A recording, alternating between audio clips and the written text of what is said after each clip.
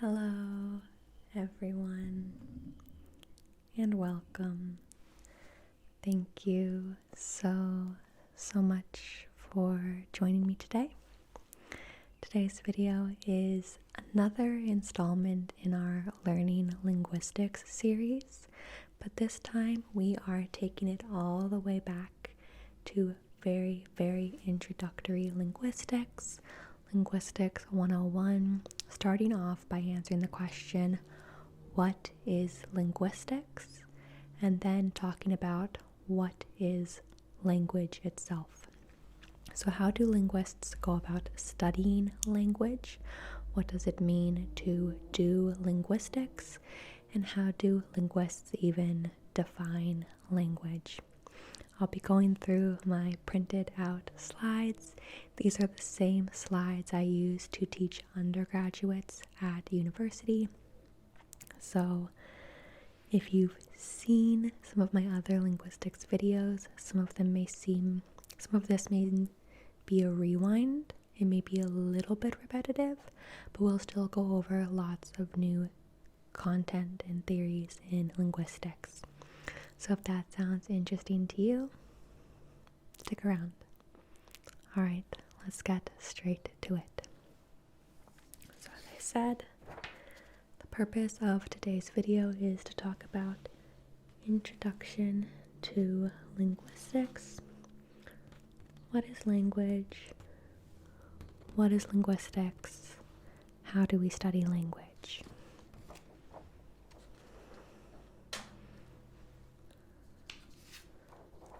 What is linguistics? What does it mean to do linguistics? Linguistics is the scientific study of human language. A couple key points that linguists have to keep in mind is that all human societies have language. This does not necessarily mean that all human societies have writing, but all human societies have language, whether it is spoken or signed.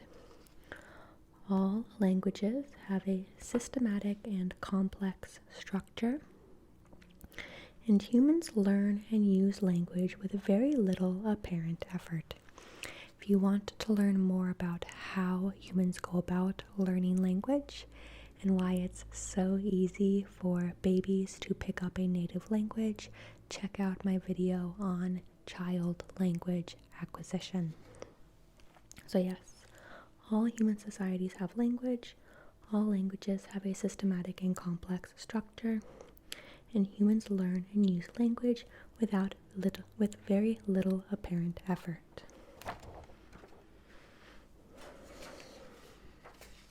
So we said that linguistics is the scientific study of language, and that is important. This means that linguists look at language as an independent object to study. We make hypotheses, and then we test them. You probably learned about the scientific process in school, maybe middle school, high school. Whenever you learned it, you probably learned about the scientific process of making a hypothesis, defining your variables, and testing that hypothesis.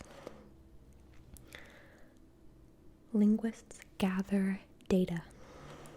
It's not enough that we all speak a language. We need to learn how language works. We all obey gravity, but that doesn't mean we know how it works. So we can't just trust our intuitions about language. We have to gather data about language and then test it against our hypotheses. Then we revise our hypotheses, test them again, and build a theory consistent with our observations. So, because it is the scientific study of language, you can test hypotheses about languages that you may or may not speak because you are gathering data and analyzing it in a scientific way. So, if we want to understand human language, we we will need to study different languages. This may seem obvious now, but a lot of very early linguistic theory was based particularly from a very Eurocentric point of view, where linguists studied a very small group of languages and then presumed that all languages worked that way. But many languages look very different, but they may have surprising things in common. Are there any language universals? This is a big topic in linguistics. If you look up universal grammar, it is a very contentious theory. But one question is, are there language universals? Are there any rules that apply to all languages? And are there limits to the way languages can differ? Is there a set of parameters that all languages follow? And not only do you need to study different languages, we need to study different users of the same language. How do individuals and groups of individuals differ in the way they use language, and how are they similar? The way I use English is probably different from the way that you use English, even if we are both native speakers. I may have a different accent, I may use slightly different vocabulary, but we are still speaking the same language, so what can we learn about a language based on the way its users differ and the way that they are the same?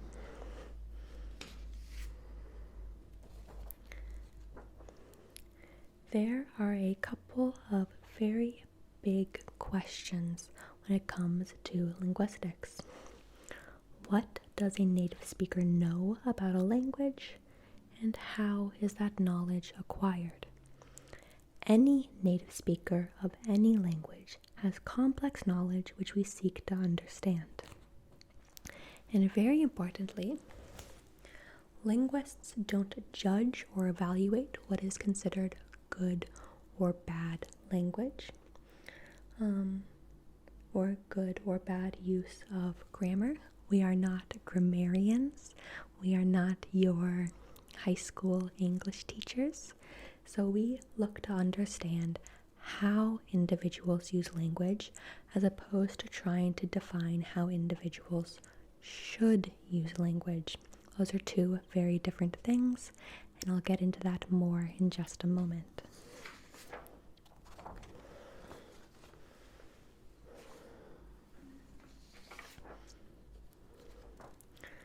So, two things that linguists look at is competence versus performance. Competence is what we know when we know a language. It is our hidden and unconscious knowledge, and it reflects the rules of mental grammar. Whereas performance is how we make use of these rules. This is the observable use of language.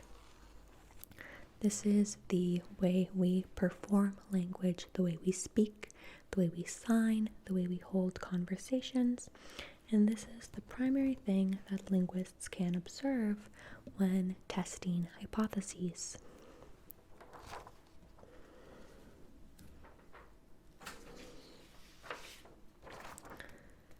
So, linguistic competence is the hidden or unconscious knowledge that can broadly be divided into two parts.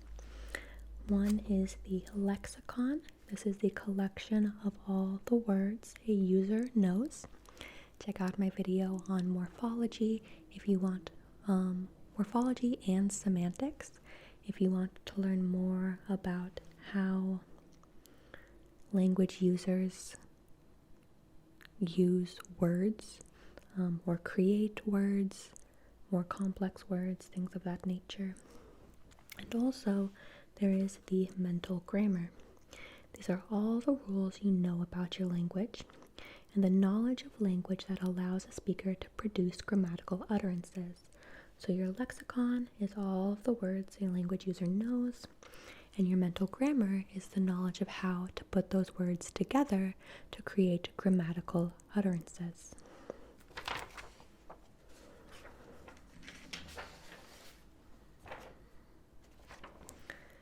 So I talked about how linguists are not interested in prescribing rules to language. They want to observe language and use that to build theories, as opposed to try and tell people how they should or should not use language. And that is the difference between descriptive and prescriptive grammar. Prescriptive grammar tells people how they should speak. Think of your grammar class. Descriptive grammar are rules and generalizations about language as it's actually produced. And that's our focus not only in this video, but in all of my videos on this topic.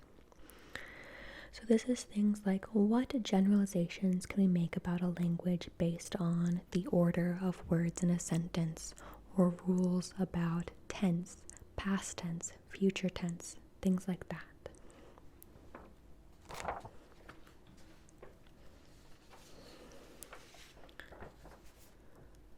So prescriptive rules are what we are told what we should or should not do with language. Usually it's more of what we should not do, more than rules of what we actually should do. It's typically determined by some sort of authority, and they must be explicitly learned. Someone has to tell you not to do these things, otherwise you would just do them naturally. Descriptive is looking at how people actually use language in everyday speech. This is how language actually works, how users of a language actually use that language. It's part of natural language. Kids don't have to be taught these rules, they learn them implicitly as opposed to explicitly. It's what people do without thinking. It's the way that people use language naturally in everyday speech when someone isn't telling them what to or not to do. Prescriptive grammar is often, as it says, determined by some sort of authority. It's really worth noting that in the United States, where I am from, there is no definitive language authority. Places like France have l'Académie Française, who are an actual language authority. The United States does not have that. The United States does not actually have an official language, technically. And so prescriptive rules may come down from the academy, the ivory tower, things like that, but we don't have an official English governing body. Anyway, that's kind of an aside. Some examples of prescriptive rules are things like don't split infinitives. By this, we would say that to boldly go where no man has gone before, the famous Star Trek opening, is thereby wrong, ungrammatical. It should be to go boldly where no man has gone before. However, people split infinitives all the time without thinking about it. Another very common example is don't use double negatives. Two negatives make a positive. However, double negatives are common in many languages. For example, French, je ne parle pas le français. Both ne and pas are acting as negatives, and both are necessary in order to create a negative sentence. And people use double negatives very frequently in some dialects of English. For example, I didn't see nothing, I didn't talk to no one, I ain't done nothing, things like that may be contrary to a prescriptive rule, but are a descriptive way of using and observing language. For example, don't end sentences with a preposition. You shouldn't say she ran the bill up. You should say she ran up the bill. And this one is tricky because there are some instances where you really can't split the preposition. You could say she ran up the hill, but you would never say she ran the hill up. So there is something interesting going on with prepositions and how they interact with noun phrases and verbs, such that you can say she ran the bill up, which is fine from a descriptive sense, but not a prescriptive sense. But you can't say she ran the hill up. That sounds unnatural, ungrammatical to many native speakers. So if those are prescriptive rules, what might a descriptive rule look like? So an example of a descriptive rule in English is that determiners come before nouns. This is true for all native English speakers. They would all say the dog instead of dog the. I would say I saw the dog. I would not say I saw dog the to mean the same thing. Another descriptive rule is that in English, many plurals are formed by adding s to the word or s to the word. Dog becomes dogs, cat becomes cats. Obviously, there are exceptions to this, but many plurals, the kind of default plural is adding a s to the end of the word. And then in English, adjectives come before nouns. I would say the tall man, the black dog, instead of the man tall, the dog black. However, what is a descriptive rule in one language may not be a rule in another. For example, in Swahili, adjectives come after nouns. I'm not going to try and pronounce this, but it is an example of when adjectives are used after nouns. So you would say literally man long in Swahili to mean tall man. It would be ungrammatical to flip the noun and the adjective. So when linguists talk about grammar, they mean it a little bit differently than how someone like your English teacher means it. For linguists, grammar is a description of how language is organized and how it behaves. It is not a list of do's and don'ts.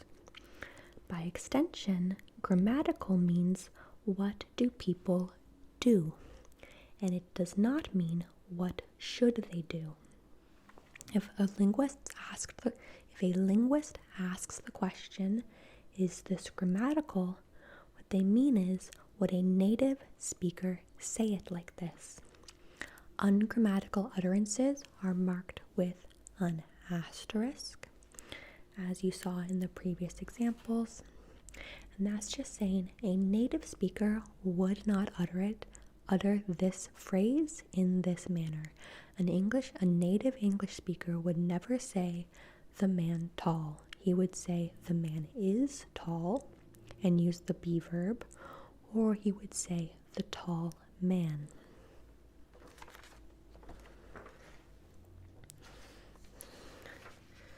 Language is made up of signs, specifically linguistic signs. A linguistic sign is a combination of form and meaning. The form for spoken languages is the way you pronounce a word, the actual acoustic features of a word, plus its meaning, and that equals a linguistic sign. Linguistic signs, so for example, the form k, at, plus the meaning of a little four-legged fuzzy thing with a tail is the word cat, the linguistic sign cat. Linguistic signs are combined according to rules. This is our grammar. And combining these signs in different ways according to rules allows speakers to create new messages. So I can make any sentence you could possibly imagine using the word cat and combine it with other linguistic signs to create a whole host of meanings. There are different kinds of signs. So linguistic signs can either be iconic or symbolic. Iconic means that the linguistic sign bears a resemblance to the thing it refers to. However, very few linguistic signs are truly iconic. An example of an iconic linguistic sign would be an onomatopoeia, when you say beep or meow or woof or cock-a-doodle-doo. These are iconic. It bears a resemblance to the sound it is referring to. However, even these signs are not truly iconic. If they were truly iconic, you would expect them to be the exact same in every single language. But a rooster does not say cock-a-doodle-doo in every single language. In Japanese, it says koke-koko. In Italian, it says chichirichi. In Turkish, it says kukuriku. So on, so forth. Most signs are symbolic. This means that there is an arbitrary relationship between the sign and the thing it refers to. This is most words. There's no reason the sounds k, a, t need to mean cat, or ch, a, need to mean chair, a thing you sit on with legs or whatever. Most signs are symbolic, and this is true in both spoken and signed languages. Even signs that are iconic are conventionalized, meaning that they are given meaning within context. And we can look at gestures as an example of iconic but conventionalized signs. So we could look at several different examples of the conventionalized sign. And you think you may know what this means. But however, what if you were at Woodstock 1969 and someone does this? You probably know that it means peace. But what if you ask a toddler how old they are and they say, I'm this many? Then it means something different.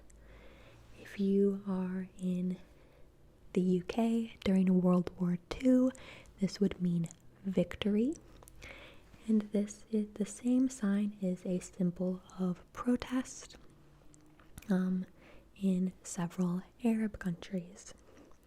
So you could have the same semi-iconic sign, but it still is conventionalized and requires interpretation through context. So to recap, linguistic signs are combined with other signs to create meaning.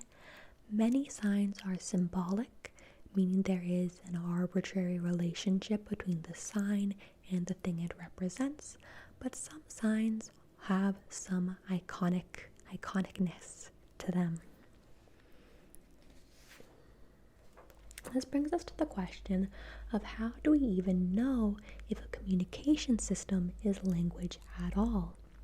How do we know if something is music language, is art language? What criteria do we use to say that something counts as a language? Well, linguists use something called Hockett's design features of language. These were proposed by Charles Hockett, a linguist in the 1960s. They are descriptive, not prescriptive characteristics, and each condition must be present for a communication system to be considered a language. There are 8 design features, and we will go into them now. The first one is fairly straightforward. It is mode of communication. What is the mode of communication? How is the message transmitted, and how is it received? Is it auditory vocal, meaning that sound is produced, it is transmitted through sound? Or is it visual gestural, meaning that it is visual, it is signed, it is communicated through gesture? There is also gestural tactile. This is used for people who are both blind and deaf. This is when signs are made on the body and communicated that way. So spoken languages are auditory vocal, and most sign languages are visual gestural.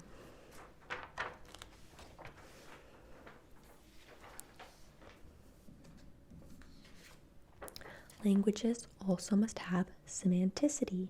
This means that all signals in a communication system have a meaning or a function.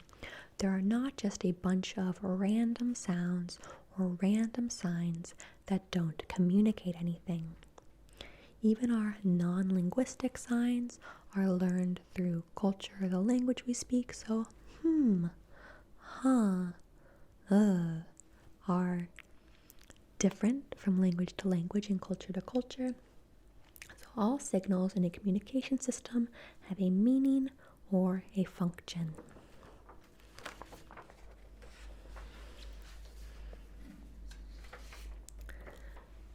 Languages also have pragmatic function. This means that all systems of communication serve a useful purpose. Now, this may be a purely functional purpose. I may use language to ask you to pass the salt or open a door, but I can also use language for the purpose of social bonding, for gossiping, for things like that. So systems of communication serve a useful purpose. Languages also must be interchangeable. They must have interchangeability, meaning they have the ability to both send and receive messages. It's not the case that if I use a language, that if I am using language, I can only transmit information, I cannot receive it. It has to be the case that you can both transmit and receive communication or language using the same medium. Languages must also be transmitted culturally. This means that language is learned via exposure, not genetics, and that some aspect of a communication system must be learned through interaction with other users of the system. We learn language by being exposed to other users of that language. There is not a genetic or instinctual component. If this were true, we would expect all children of immigrants to automatically speak the same language as their parents, or for adopted children to speak the language of their biological parents, not their adoptive parents, but we know that this is not the case. Language is learned through exposure and through cultural transmission.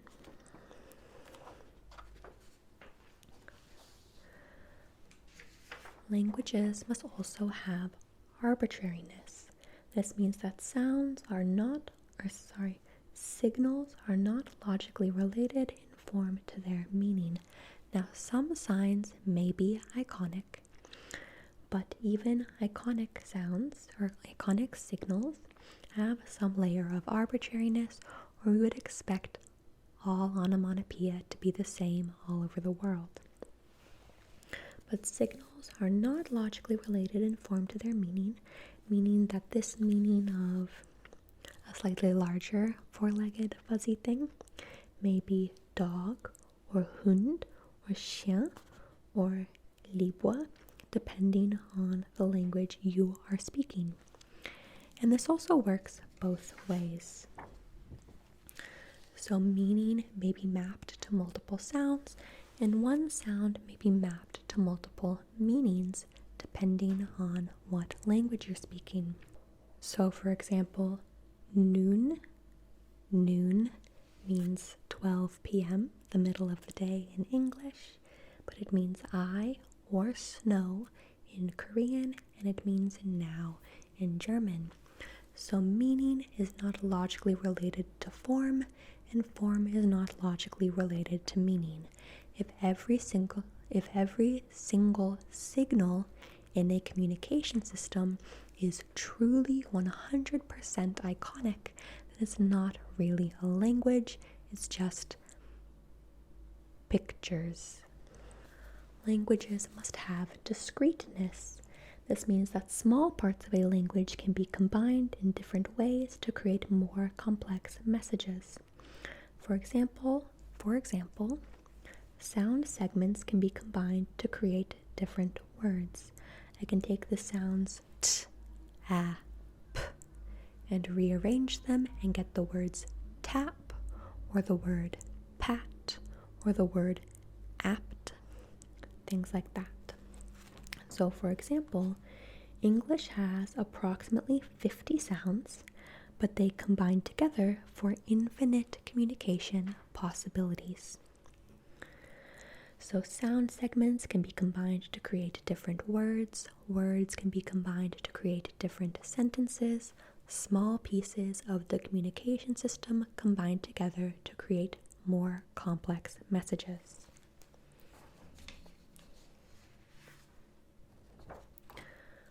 Languages must have displacement. This means that you have the ability to communicate about things that are not present in the current space or time. We can talk about language we can use language to talk about things that aren't present. We can use it to talk about abstractions, and we can also use it to talk about things that haven't happened or are hypothetical. We can talk about the past, the present, hypotheticals, conditionals. We can talk about people or things or objects that are not actively present. And this is where many animal communication systems do not meet the threshold of being a true language. And then finally, languages must be productive. They must have productivity. This is the ability to produce and understand any number of messages that have never been expressed before. You are not simply memorizing sentences that you have heard previously and reproducing them. You can create novel sentences that have never been uttered by anyone in the history of the world, and you can understand sentences that you have never heard before. If I say, "The green cow trotted swiftly through the field in search of her friend, the purple mouse," you've probably never heard that exact sentence before, but you know exactly what it means. So those are the 8 Hockett design features of language that we look for communication systems to meet all 8 in order to be truly considered a language and not just a means of communication that doesn't really have its own complex grammar, lexicon, etc., etc. I'm going to finish out this video by talking very briefly about language modality, and this really means different kinds of languages. So modality is how a language is received and how it is transmitted. This may be auditory vocal, visual gestural, or tactile gestural. So it's communicated through sound and speech. It's communicated through gestures and sight, or it's communicated through gestures and touch. And then let's just bust a couple of myths about signed languages. Number 1 is that signed languages are derived from spoken languages, but we know that this is not necessarily the case because, for example, British Sign Language is different than American Sign Language, even though both British people and American people speak English. Sign languages are not pantomimes, and it's also not true that all words in a signed language are iconic. This is not true. Pantomime is not anywhere close to the level of complexity and grammar that is needed to be truly fluent in a signed language. And then this is a kind of common myth, but there is only one signed language and it is shared by deaf speakers all over the world. We know this is true just from the difference between British and American Sign Language, but each culture, each country, and sometimes even within countries, there are different signed languages used by different deaf communities. And also, signed languages just involve hand signals. This is not true. Facial expression also plays a huge role in communicating meaning in signed languages, body posture, things beyond just hand signals and hand gestures. I am not an expert in signed languages, but if you're interested in learning more about them, I'm happy to talk about them a little bit more, but I'm not necessarily an expert. Anyway, that is where I will leave off for today. I really hope you enjoyed this kind of introduction to linguistics, to the concept of linguistic study and defining languages. The sun has set, so I think that means it's time for bed. I will leave it off here. If there are other topics you would like me to explore, please let me know in the comments. And I'll see you in the next video. But for now, good night. Good night. Good night.